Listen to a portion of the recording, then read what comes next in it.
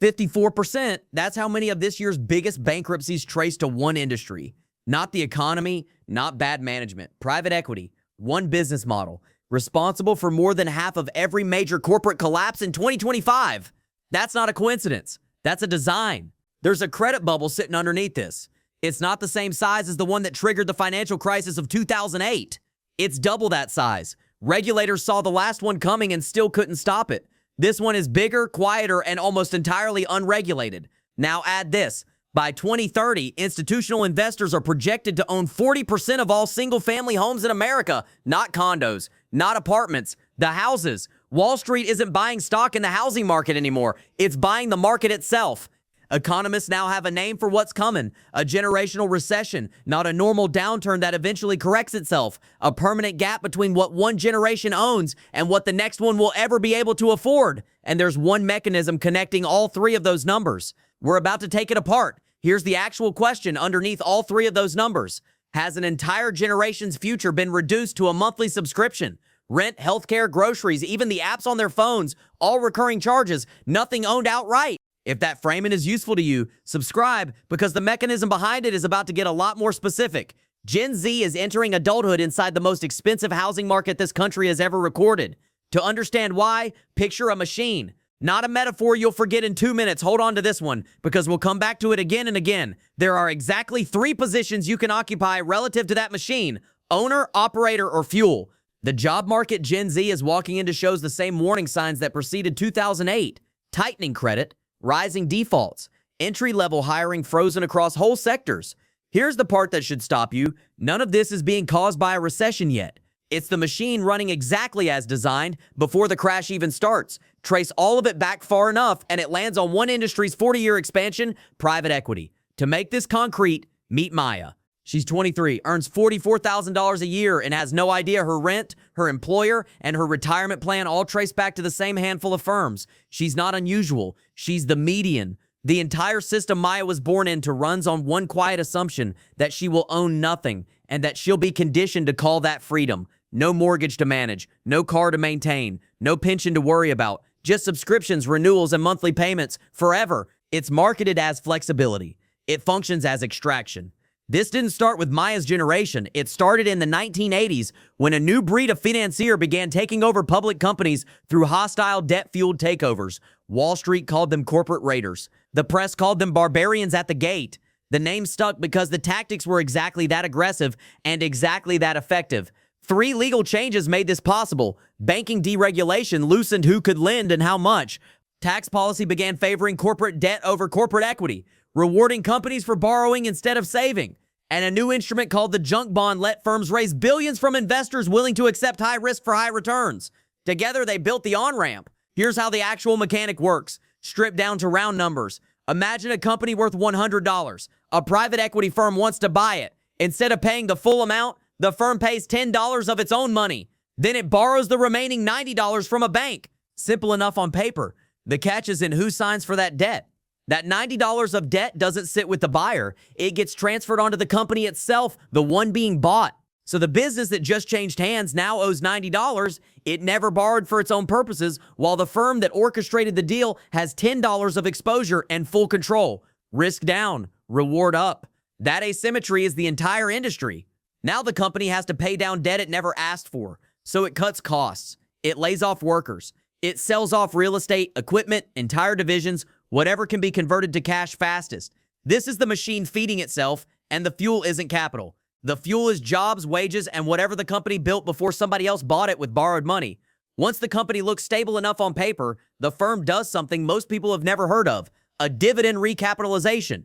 It takes out a brand new loan in the company's name again and hands that cash straight to itself as a payout. The company didn't get healthier.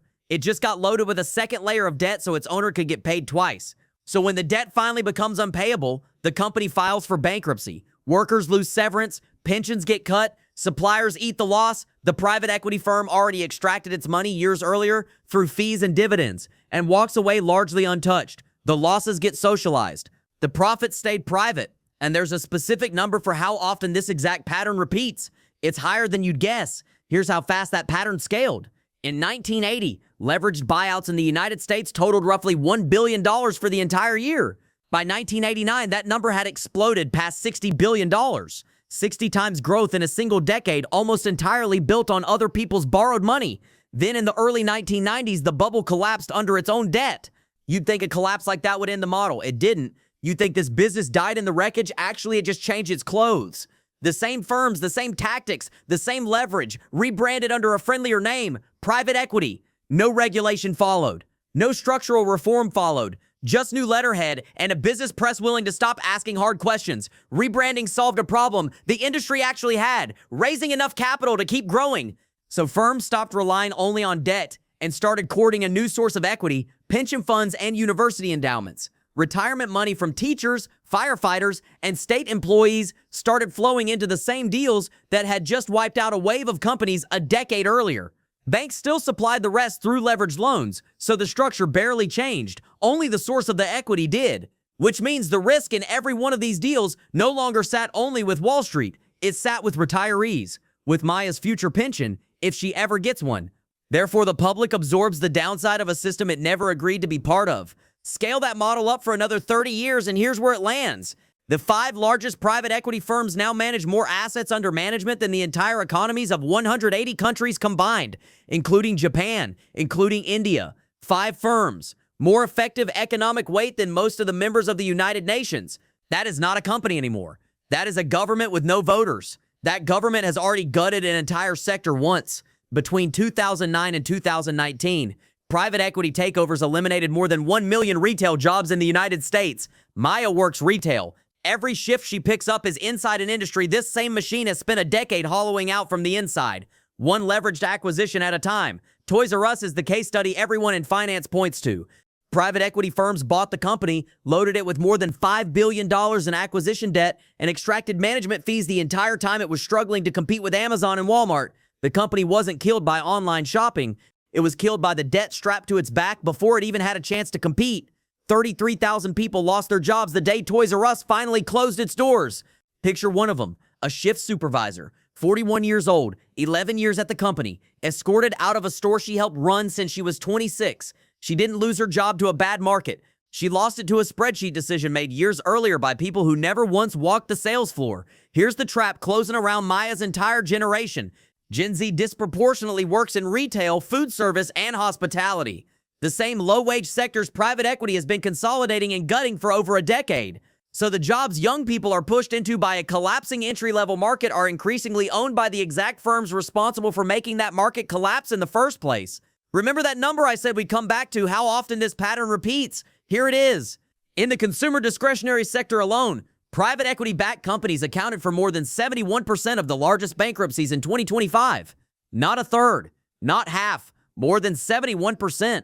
In the exact sector employing the most 20-somethings in the country. It gets more absurd in manufacturing. The United States is currently spending billions of taxpayer dollars trying to bring manufacturing jobs back on shore. Meanwhile, private equity-backed firms accounted for roughly 60% of manufacturing's largest bankruptcies in 2025. The government is subsidizing the creation of jobs that the same financial industry is simultaneously liquidating for parts. You might assume all this restructuring at least makes companies more efficient. Actually, the lever is simpler than efficiency. It's wages.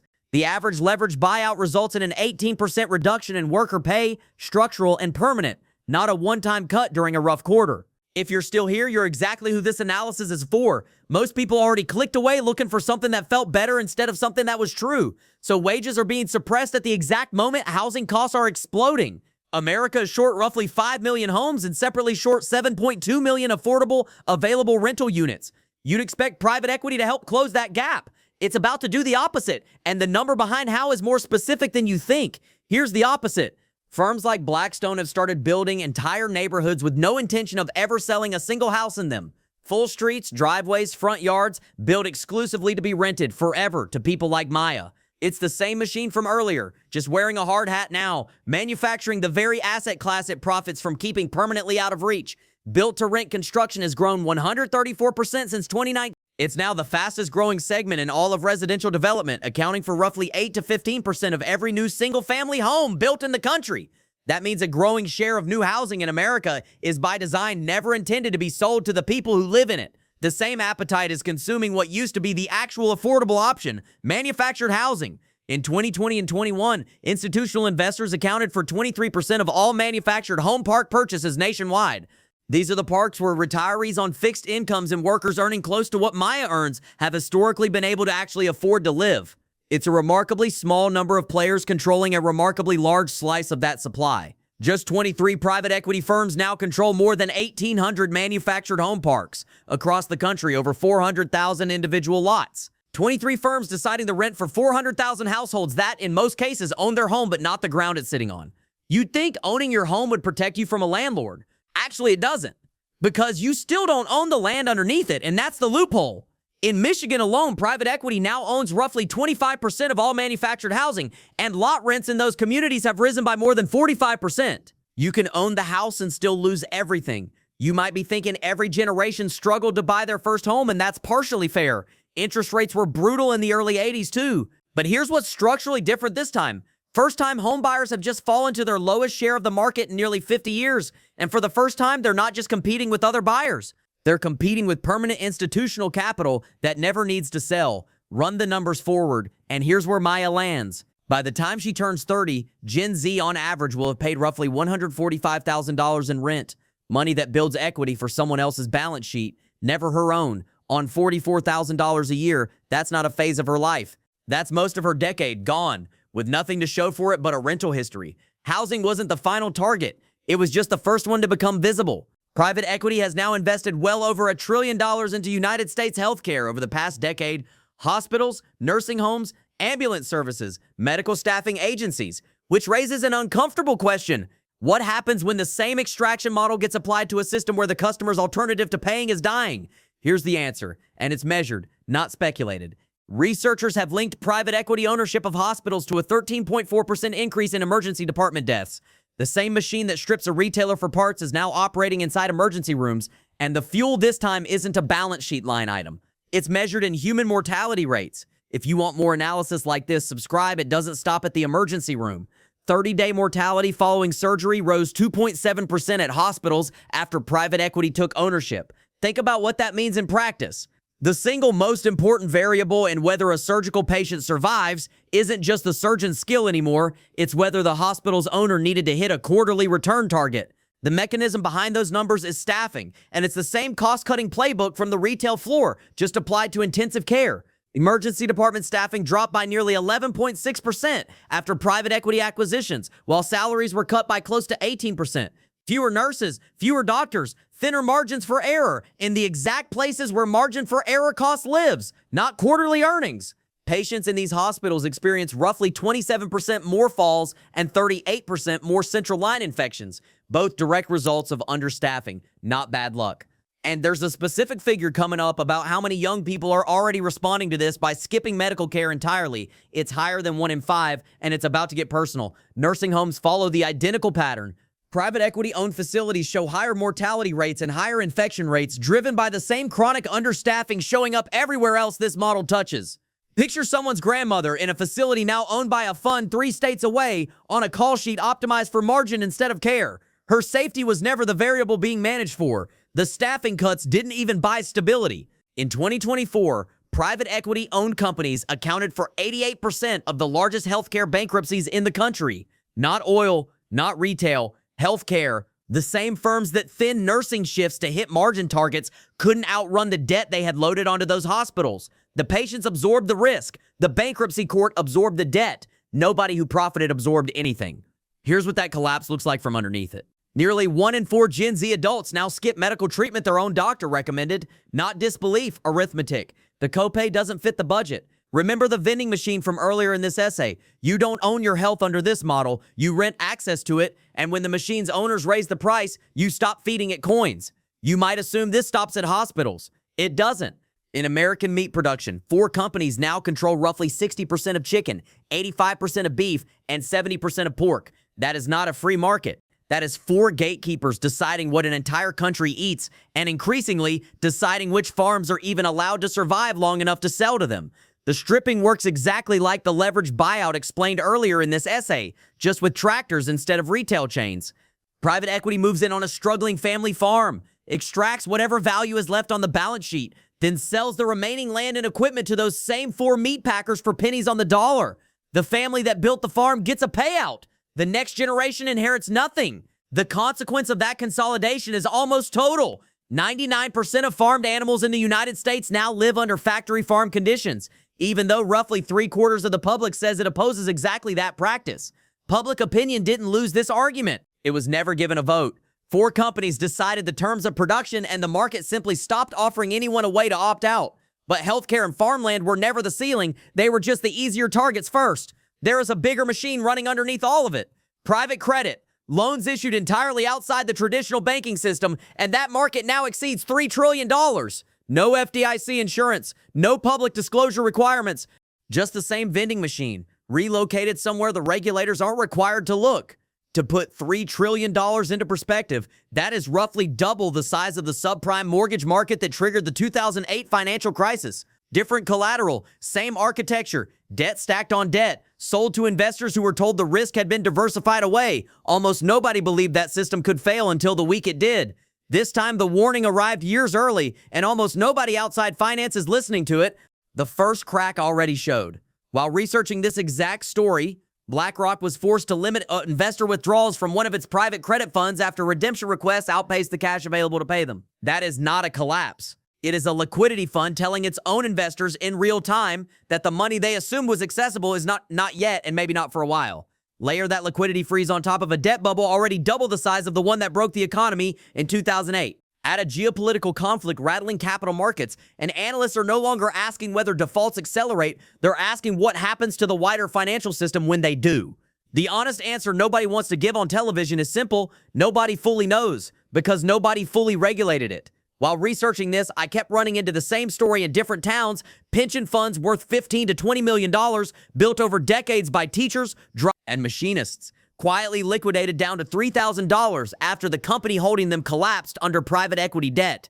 That is not a bad investment. That is a retirement spent by someone else without the retiree ever being asked. One woman living in a manufactured home park, now owned by a private equity firm, watched her lot rent rise $200 a month with no warning and no leverage to refuse it. When asked what her plan was, she said she hoped she wouldn't wake up tomorrow. That single sentence is what a housing shortage looks like once it stops being a policy debate and becomes somebody's actual week. It gets stranger inside the same media ecosystem covering this. Several channels in this exact niche are now owned by the private equity firms they claim to critique, running scripts written by artificial intelligence, narrated by artificial intelligence voices, chasing the same outrage cycle for the same ad revenue. Criticizing extraction while quietly being extracted from isn't irony. It's the business model working exactly as designed. One more time, go back to the number this essay opened with. 54% of last year's largest bankruptcies traced to private equity. That was never a statistic about failure. It was a receipt. The vending machine didn't malfunction. It dispensed what it was built to dispense, then moved on to install itself somewhere new. Owning it, operating it, or feeding it coins is still a choice. I do this every week. Subscribe for the next receipt.